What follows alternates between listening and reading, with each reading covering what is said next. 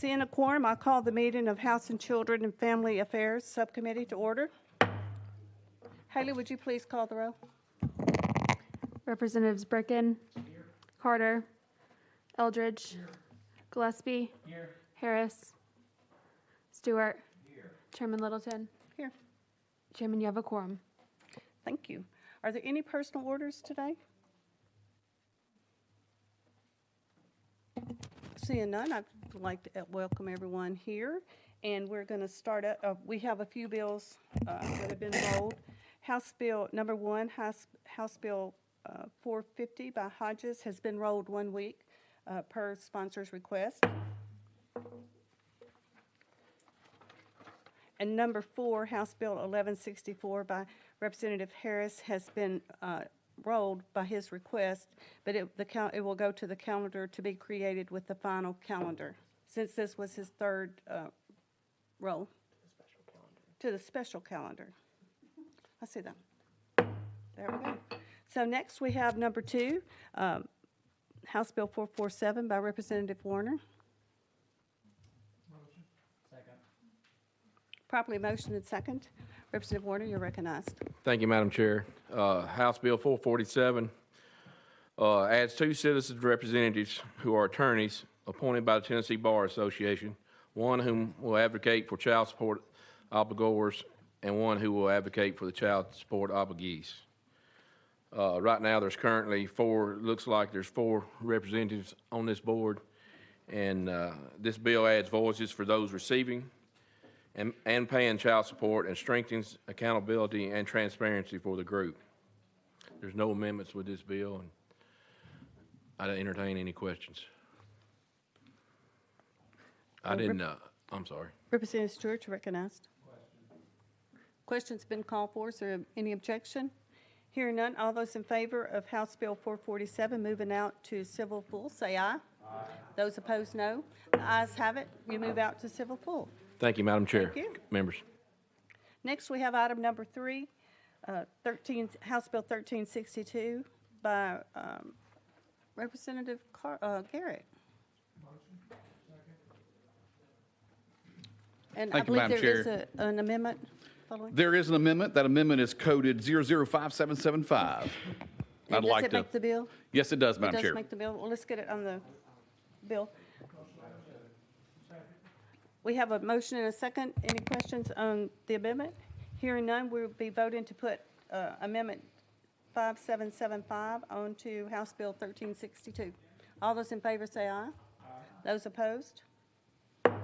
You're recognized on House Bill 1362 as amended. Thank you, Madam Chair and committee. This bill actually was Judge Carter's bill, so I'm honored to carry that for him in his absence. What this does is there is a small estate that you can actually open up for probate. Those matters include typically estates that are less than $50,000 and that don't have any real property that are connected to that probate estate.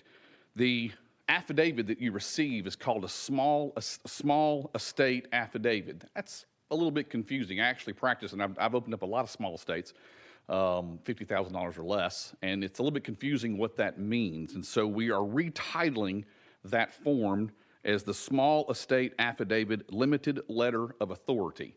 And let me explain the reason why for that, is that if you go to big probate, which is the actual open up a regular estate, you get what's called letters of administration or letters of testamentary.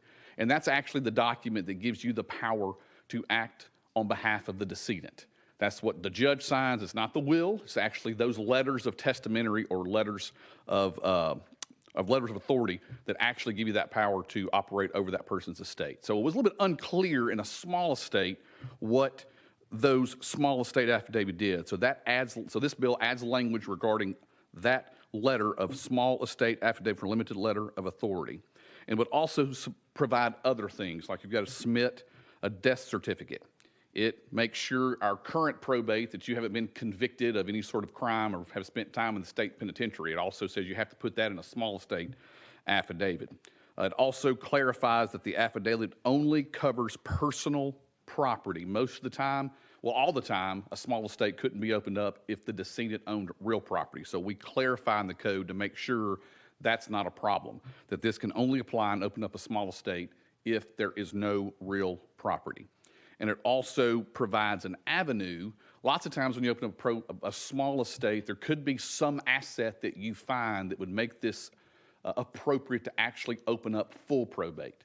This bill clarifies an avenue to get to that without some of the expense that it takes to go to full probate. So it allows the clerks to jump from a small estate matter to a full probate matter if indeed someone found an asset that requires full probate, okay? And then it also adds that you've got to make sure you get a 10-care release in the small estate world as well. So with that, I'll be happy to answer any questions from the committee.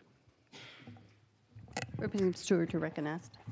I think I know the answer. Have you run this by, and you may be on the committee, the bar associations, people that look at all this sort of thing?